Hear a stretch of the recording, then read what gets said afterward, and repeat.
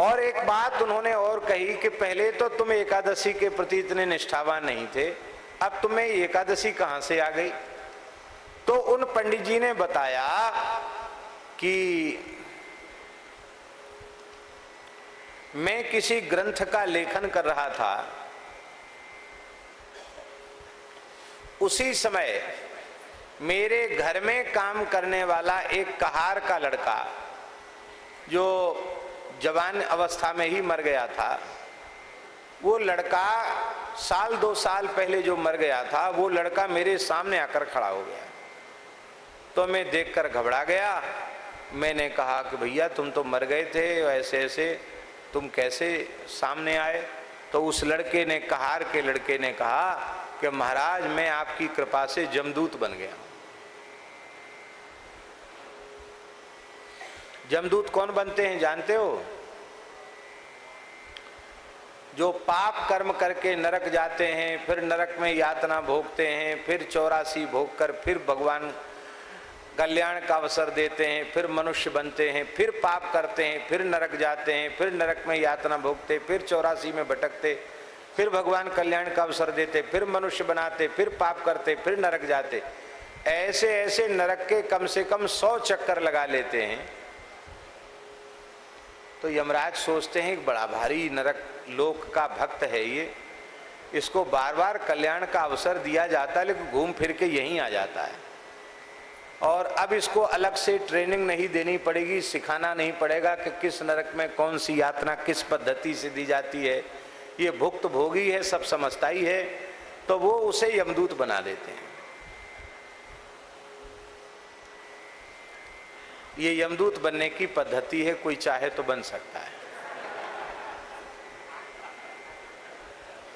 तो वो कहार का लड़का बोला कि हमको जमदूत बना दिया है, और इस गांव का एक बनिया है उसको हम लेने आए हैं। उन्होंने कहा कौन सा? नाम बताया। बोले उसका समय पूरा हो गया। कहते वो तो अभी आज ही दोपहर में मेरे पास आया था और अपने पुत्र के विवाह की लग्न का शोधन करा के गया है, वो कैसे मर जाएगा? वो तो बिल्कुल ठीक है। तो यमदूत बोला कि उसके पेट में भारी दर्द उठेगा और उसी में वो छटपटा के खत्म हो जाएगा। और बोला देखो अब उसको ले जाने का समय आ गया, अब हम जा रहे हैं। तो पंडित जी बोले कि हमने उसको कहा कि भैया तुम जा तो रहे हो, फिर दोबारा आओगे कि नहीं आओगे, एक बात हमें और बता जाओ, नरक कौन नहीं जाता है? तो उसने कहा, यमदूत ने कहा जो निष्ठा पूर्वक तुलसी धारण करता है, निष्ठा पूर्वक एकादशी व्रत करता है और हरि नाम का जप करता है, वो नरक नहीं जाता है। कह के वो चला गया। और बोले वो घटना थोड़ी देर में सत्य हो गई। वो आदमी मर गया, गांव का ही आदमी था, वो मर गया। कैसे मरा? तो कहा पेट में बहुत दर्द उठा और उसी में खत्म हो गया। कहते तब से हमने एकादशी का निश्चय कर लिया और स्वयं भी मैं तुलसी धारण करता हूँ, मेरे परिवार में सब धारण करते हैं तुलसी, और मैं तब से राम राम भी करने लग गया, नरक के डर के मारे।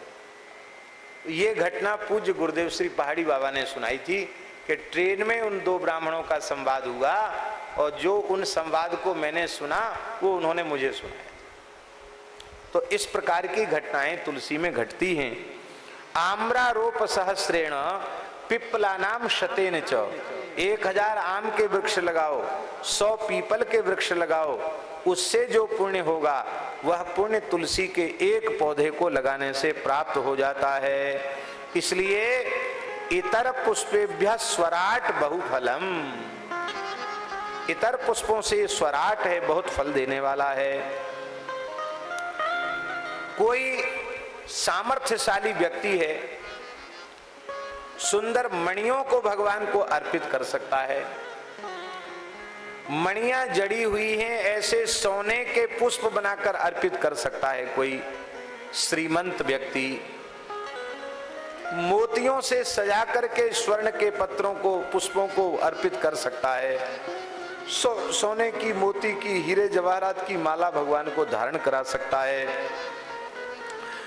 किंतु तुलसी पत्र दानस्य कलाम नारहन्ति षोडशीम मणिकांचन पुष्पाणि तथा मुक्तामयानि च तुलसी पत्र दानस्य कलाम नारहन्ति षोडशीम।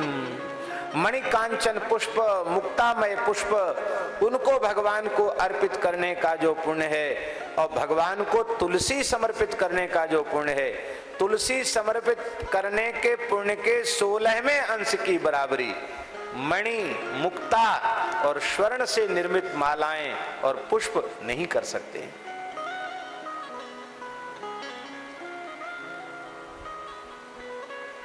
है भी ऐसा प्रमाण। मंदार कुंद कुटजोत्पल चंपकार्ण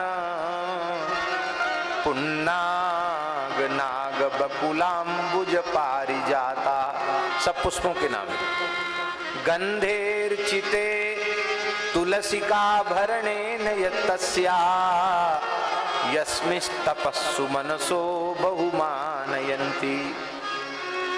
मंदार के पुष्प, कुंद, कुटज, उत्पल माने कमल, चंपक, पुन्नाग नाग पुष्प, बकुल माने मौलिश्री, अंबुज पारिजात, ये सब जितने सुगंधित पुष्प हैं इनसे भगवान का अर्चन किया जाए और तुलसी से, मंजरी युक्त तुलसी से भगवान का अर्चन किया जाए। इन समस्त सुगंधित पुष्पों के अर्चन से अतिशय श्रेष्ठ केवल मंजरी युक्त तुलसी से भगवान का अर्चन। ये सारे सुगंधित पुष्प भी तुलसी के पुण्य की बराबरी नहीं कर सकते। तुलसी तप में, महिमा में, गरिमा में सबसे श्रेष्ठ है। यस्यान्वयात् दर्शनादि संबंधात् पुमान अर्थे सु अनेके सुअभिज्ञो भवति। तुलसी की सेवा से, तुलसी के संबंध से, तुलसी के दर्शन से अभिज्ञ हो जाता है। कैसे? तदुक्तम पाद में वो श्लोक आ गए जो मैंने पहले कहा था। या दृष्टा निखिलाग संग शमनी स्पृष्टा बपु पावनी रोगाणाम अभिवंदिता निरसनी सिक्तांत कत्रासनी प्रत्यासत्य विसन्न विधायिनी भगवत कृष्णस्य संरोपिता न्यस्तात् तच्चरणे विमुक्ति फलदा तस्यै तुलस्यै नमः इत्येकादशी महात्म्योक्ते पाद में एकादशी महात्म्य लिखा है। कहते हैं तुलसी की महिमा तेने ब्रह्म हृदय या आदि कवये। तो आदि कवये का अर्थ क्या होगा? कहते यस तुलसी तरुहु आदि कवये नारदाय ब्रह्म ज्ञानम तेने। कहते नारद जी को ब्रह्म तत्व का बोध तुलसी जी ने ही दिया था। तुलसी ने ब्रह्म विद्या का उपदेश नारद जी। तेने ब्रह्म हृदय या आदि कवये नारदाय हृदय ब्रह्म तेने। ब्रह्म ज्ञान को दिया तुलसी जी ने श्री नारद जी को। बोले ये कहाँ लिखा है कि नारद जी को ज्ञान तुलसी जी ने लिया? बोले आदि पुराण में लिखा है कि देवर्षि नारद जी को भगवत तत्व का बोध तुलसी जी ने कराया, ब्रह्म ज्ञान तुलसी जी ने कराया।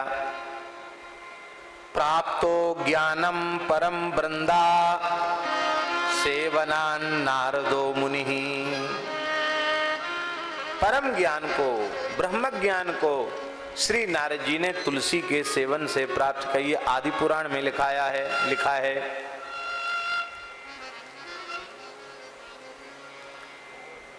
तब एक प्रश्न और उठा। बोले यहाँ तो वृंदा देवी उपदेश कर रही हैं, तुलसी का पौधा तो उपदेश नहीं कर रहा है। तो उसका निराकरण करते हुए कह रहे हैं यद्यपि वृंदया देवता रूपेण नारदाय ज्ञानम दत्तम तथापि शैव देवता तरु रूपा बहुवेति न दोषा। माने तुलसी का आधिदैविक स्वरूप वृंदा का है और आधिभौतिक स्वरूप ये है। तो तुलसी वस्तुतः वह देवी के रूप में, वृंदा देवी के रूप में प्रस्तुत होकर के उपदेश दे रही हैं उसमें, और वृंदा के वृक्ष में, तुलसी के वृक्ष में अभेद है। इसलिए इस शंका के लिए कोई स्थान नहीं है। कहते हैं मुह्यन्ति यत् सूरयः, मुह्यन्ति यत् सूरयः यस्मिन् वृंदातरु सूरयोपि मुह्यन्ति। बड़े बड़े पंडित, बड़े बड़े विद्वान भी तुलसी की महिमा को स्वीकार नहीं कर पाते हैं, मोहित हो जाते हैं। यस्मिन् वृंदातरु सूरयोपि यथा कथंचित विमार्गगाः विमुह्यन्ति। कैसे? बोले कितने लोग ऐसे हैं जो विपरीत ज्ञान के कारण अथवा किसी पूर्व दुराग्रह के कारण, कई बार सांप्रदायिक दुराग्रह भी होता है, दुराग्रह के कारण वो इस प्रकार के वचन भी कहने लग जाते हैं, न स्पृशेत तुलसी दलम इत्यादि मोहम प्राप्नुवन्ति। बोले तुलसी दल को छूना भी नहीं चाहिए, ऐसे भी लोग हैं वो शास्त्रज्ञ पंडित, पर वो ऐसा हठ करते हैं कि तुलसी का क्या लेना देना। ऐसा है। श्री नरसिंह मेहता, भक्तराज श्री नरसिंह मेहता सौराष्ट्र की धरा पर प्रकट हुए महान संत, उनके काल की बात, नागर ब्राह्मणों के कुल में उनका जन्म हुआ था। बड़े पवित्र ब्राह्मण होते हैं मेहता, उस परिवार में जन्म हुआ था नरसिंह जी का।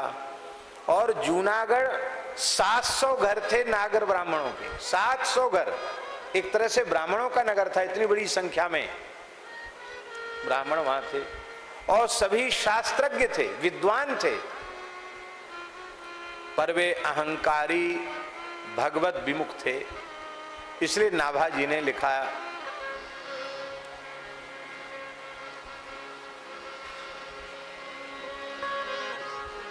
जगत विदित नरसी भगत जिन गुर्जर धर पावन करी। जगत विदित नरसी भगत गुर्जर धर पावन करी। महास्मारत लोग भक्ति लवलेश न जाने। महास्मारत लोग भक्ति लवलेश न जाने। माला मुद्रा देखिता सुखी निंदा ठाने। माला मुद्रा देखिता सुखी निंदा ठाने।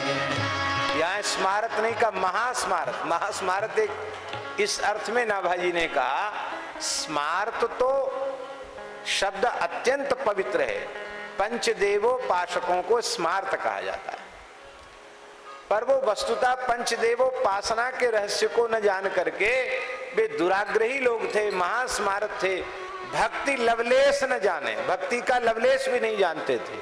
माला देख लें, मुद्रा देख लें तो बस उसकी निंदा ठान देते थे। कहते मिट्टी पोतने से क्या लाभ, ये लकड़ियों की माला पहनने से क्या लाभ। जब तक गुजरात की धरती से उसको खदेड़ के बाहर नहीं निकाल देते तब तक पीछे लगे रहते।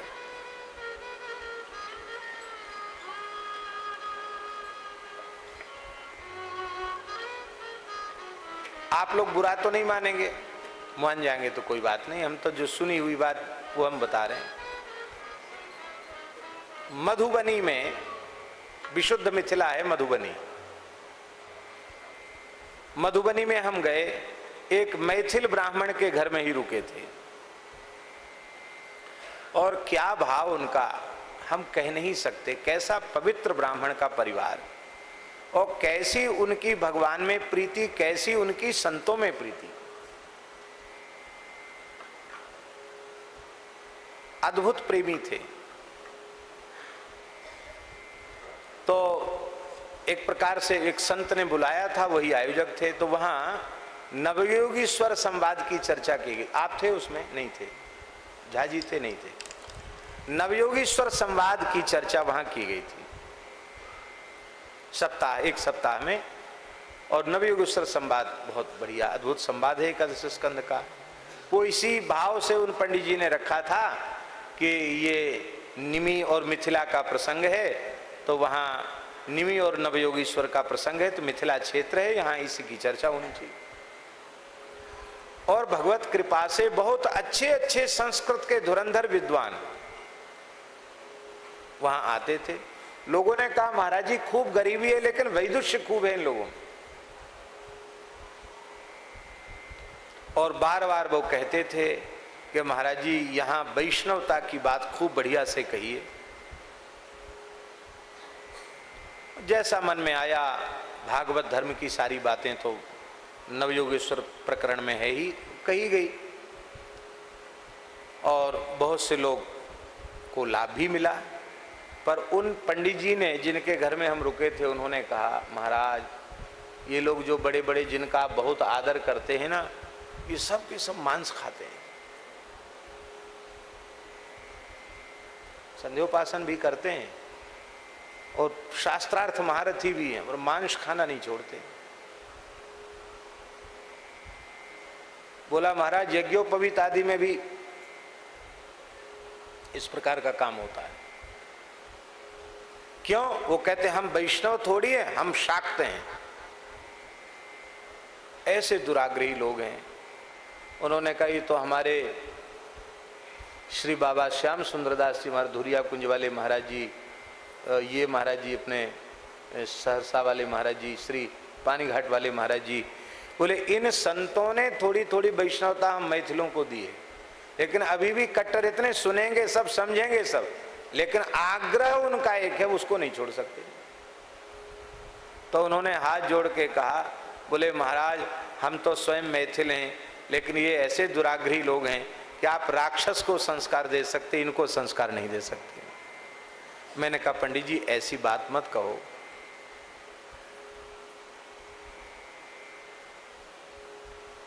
ऐसे दुराग्रही लोगों के लिए कहा है मुह्यन्ति यत् सूरया, है जो इतना होने के बाद भी वैष्णवता की महिमा स्वीकार न करें, तुलसी की महिमा स्वीकार न करें, उन्हें ऐसे लोगों के लिए ही मुह्यन्ति यत् सूरया कहा गया।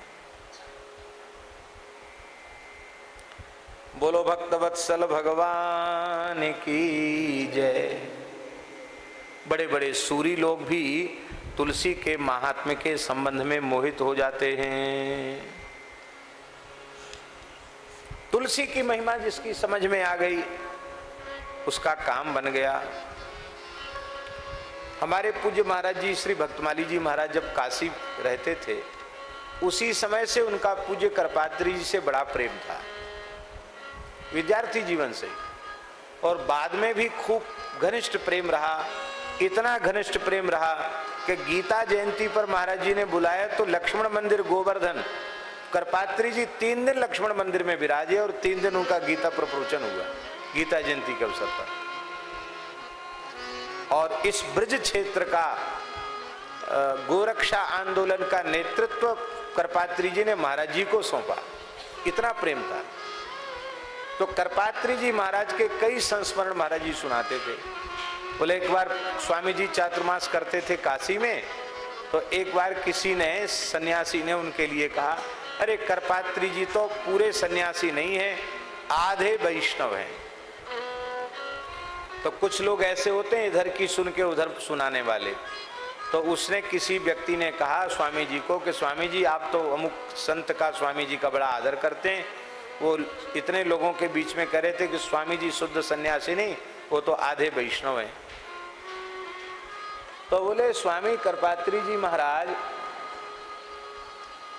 श्री वृंदावन बिहारी लाल की जय।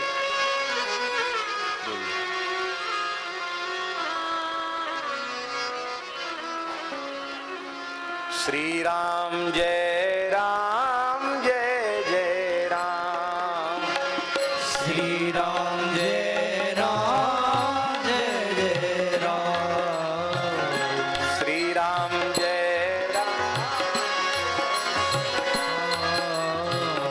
श्री राम जय राम जय जय राम, श्री राम जय राम जय जय राम, श्री राम जय राम जय जय राम, श्री राम जय राम जय जय राम, श्री राम जय राम जय जय राम, श्री राम जय